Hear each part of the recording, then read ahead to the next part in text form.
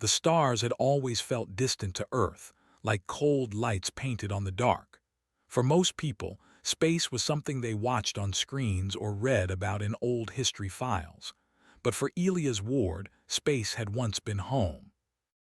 Elias lived in a quiet coastal city where the sea met broken concrete and old launch towers stood like forgotten bones. He worked as a systems analyst now, reviewing shipping routes and satellite data for a small civilian agency. No medals hung on his walls. No photographs showed the years he had spent beyond the solar system. To the world, he was just another human who had returned from service and chosen silence. He liked it that way. Every morning, Elias walked the shoreline before work. He listened to waves instead of engines. He watched birds instead of ships. It helped him remember that Earth was real, solid, and alive. Out there, among the stars, everything had been vast and fragile at the same time. Humanity had reached the stars almost a century ago. At first, they had arrived as guests, careful and curious. Other species had already built empires, alliances, and long histories of conflict. Humans were late to the galactic stage, but they adapted faster than anyone expected. They learned languages. They studied cultures. They asked questions instead of making demands. That was why Elias had been chosen. He was not a soldier. He was not a pilot. He was a problem solver. When disputes between alien factions grew tense, humans noticed something strange. Elias could sit in a room full of hostile species and make them talk. He did not intimidate. He did not manipulate. He listened carefully and spoke only when it mattered. Soon, he was assigned to the High Convergence, a massive alliance led by one of the oldest and strongest alien civilizations known. At its center sat a young queen who had inherited power too early and too suddenly. Her people were powerful, proud, and feared. Their technology shaped entire star systems. Their fleets could silence worlds, but ruling such an empire was not simple. Old rivalries lingered. Border worlds resisted control. Allies smiled while planning betrayal. Elias became her advisor. At first, the queen treated him like a curiosity, a soft-spoken human with no natural armor, no enhanced strength, no long lifespan. But she quickly learned that Elias saw patterns others missed. He noticed when a trade route would fail years before it happened. He predicted rebellions by studying small changes in communication. He understood fear, hope, and patience in ways no algorithm could measure. He never told the queen what to do. He asked her what she wanted to protect. Over time, her rule changed. Decisions became slower but stronger. Conflicts ended before fleets were launched. Entire wars faded into negotiations. Other rulers began to ask for the human perspective, sometimes without even realizing why. Elias became essential. But back on Earth, people noticed something else. Human representatives were being called less often. Treaties were signed without human input. Credit went to alien leaders, while human contributions were quietly erased from records. Humanity was praised publicly but ignored privately. Elias saw it happening. He warned Earth. He warned the Queen too, though carefully. He reminded her that balance required respect, not dependence. Then the message came from Earth. It was simple and official. His service was concluded. He was ordered to return home. No explanation was given. The Queen was in the middle of a crisis when Elias told her. 3 systems threatened to break away. A neighboring empire tested borders. Advisors shouted and argued in the grand chamber. When Elias spoke, it was quietly. "I am leaving," he said. The Queen turned to him slowly. Her eyes, bright and sharp, searched his face. "Leaving where?" "Earth," he replied. The room fell silent. She dismissed the others without a word. When they were alone, she demanded answers. Elias gave none that satisfied her. He spoke of duty, of choice, of humanity needing to stand on its own again. "You are part of this empire," she said.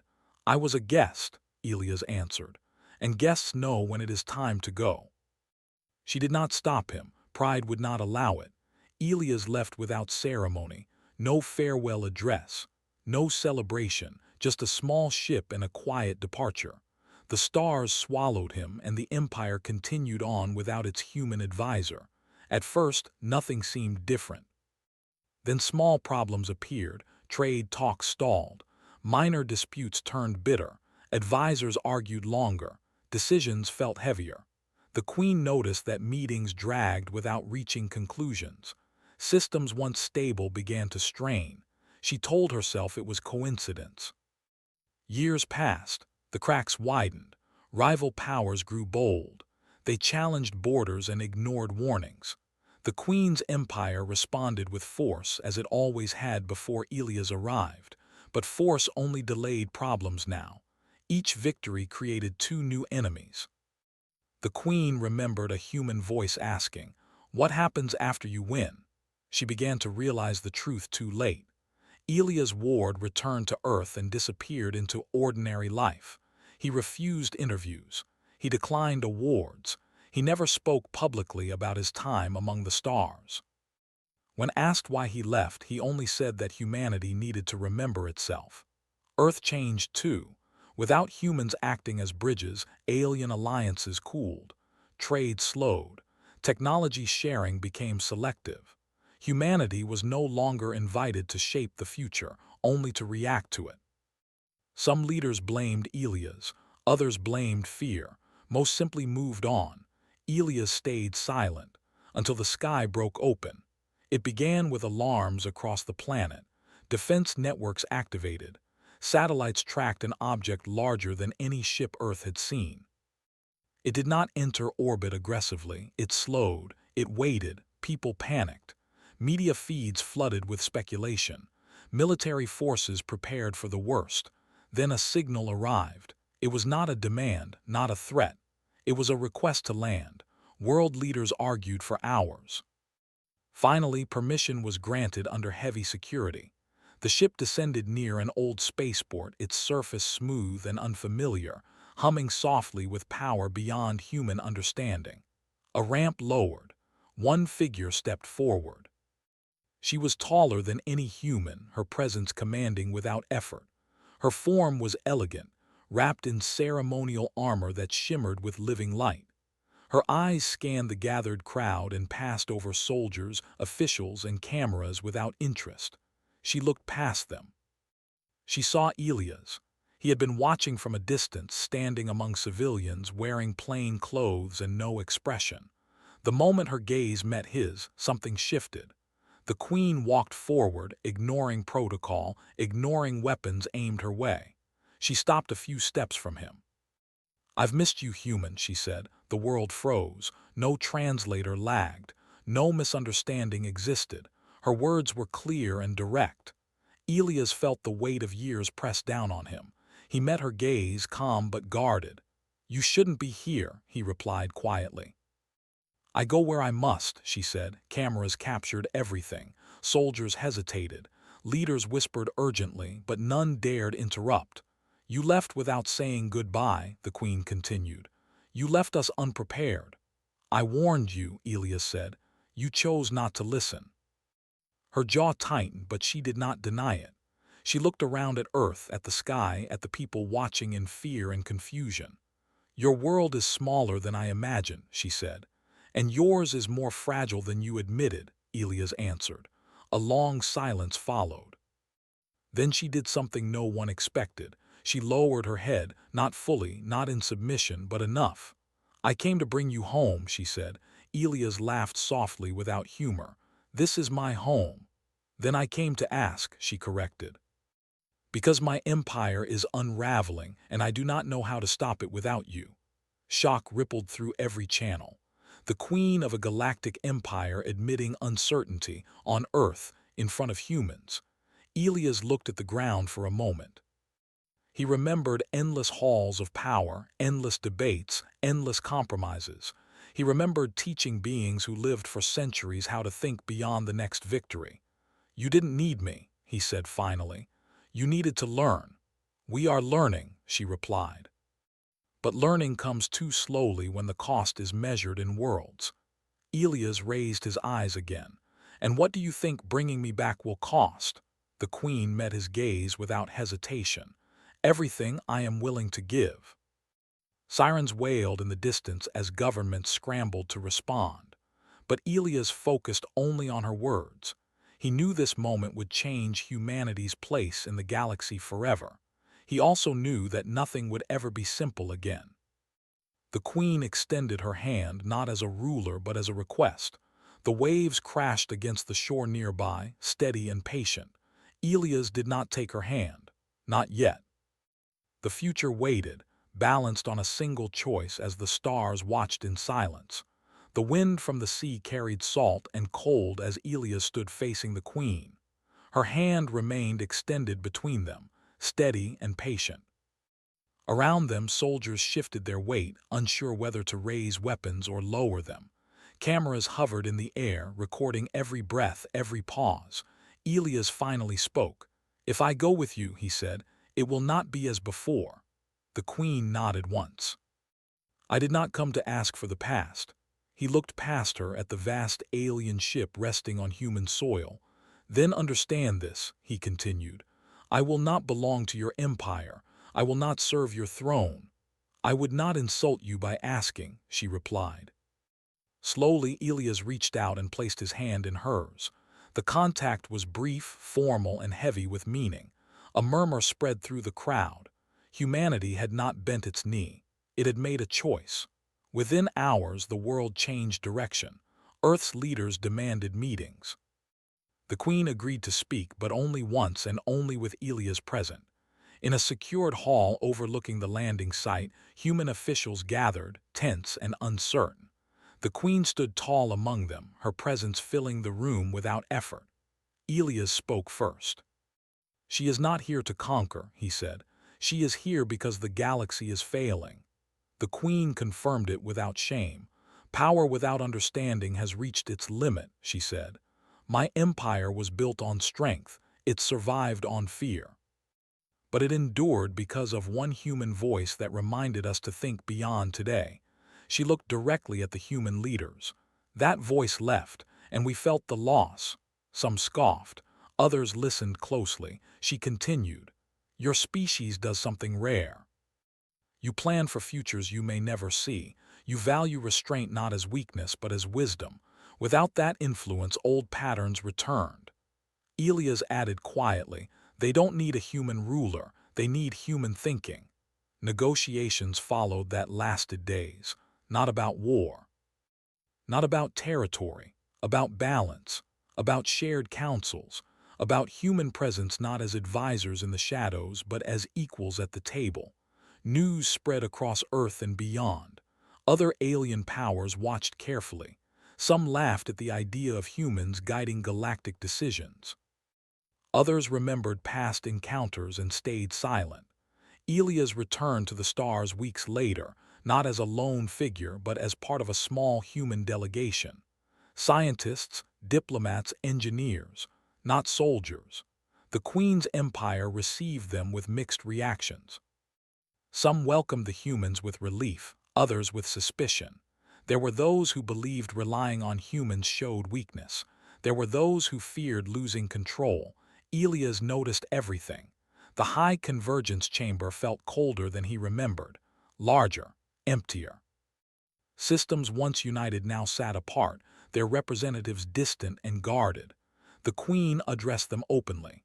"I brought humans back because our way alone has failed," she said. "Not because they are stronger than us, but because they see what we refuse to see." Murmurs rose. One elder challenged her. "Are we to be guided by a short-lived species?" Elias answered before the queen could. "You mistake time for wisdom," he said calmly. "Humans value time because we have so little of it. That makes every decision matter." Silence followed. The work began slowly, painfully. Humans asked uncomfortable questions. Why must borders be enforced by fear? Why must victory mean humiliation? Why not design systems that prevented conflict instead of reacting to it? Many resisted. Then a crisis erupted. A rival coalition launched coordinated attacks along the empire's edge, believing the queen distracted and weakened by change. Fleets mobilized. Old instincts screamed for overwhelming force. The queen turned to Elias. He did not tell her to strike first. He asked her what she wanted the galaxy to look like after the fighting stopped. They responded differently this time. Instead of full invasion, they isolated the attackers economically. They opened channels for neutral systems to mediate. They exposed corruption within the rival leadership, using information instead of firepower. It took longer, but worlds were spared. When the conflict ended, the rival coalition fractured under its own weight, not destroyed, diminished. Other empires noticed. Whispers spread. Humans were not conquerors, they were stabilizers. Requests followed, not for weapons, for human mediators, human planners, human teachers. Elias refused most. "We will not be everywhere," he said. "Dependence is just another kind of weakness." Instead, humans helped design frameworks, councils that included multiple species, systems that rewarded cooperation, structures that could survive without human presence. The queen struggled with this most of all. One night, standing in the quiet of her private observatory, she spoke honestly. "You are teaching us to no longer need you." "That is the point," Elias replied. She watched stars drift slowly past. "Then why stay at all?" "Because learning takes time," he said. "And someone must stay long enough to make sure it takes root." Years passed. The galaxy did not become peaceful overnight. Conflicts still arose, mistakes were made, but the shape of power changed. Fear lost its grip. Strength learned restraint. Humans were no longer guests. They were partners. On Earth, children grew up knowing humanity had not dominated the stars, nor been overshadowed by them. They had earned respect by refusing to rule. Elias grew older. The queen did not. She watched him age with something close to sadness. "You will leave before I do," she said one day. "Yes," he answered. "That was always true." "And when you are gone?" she asked. He smiled faintly. "Then you will choose well without me." On his final day in the convergence chamber, Elias addressed the assembly one last time. He spoke simply, about responsibility, about thinking beyond pride, about choosing futures where survival did not require domination. When he finished, the chamber did not applaud. They stood. The queen approached him privately afterward. "You came back," she said, "even when you did not have to." "I came back because you asked," he replied, "and because the galaxy deserved the chance."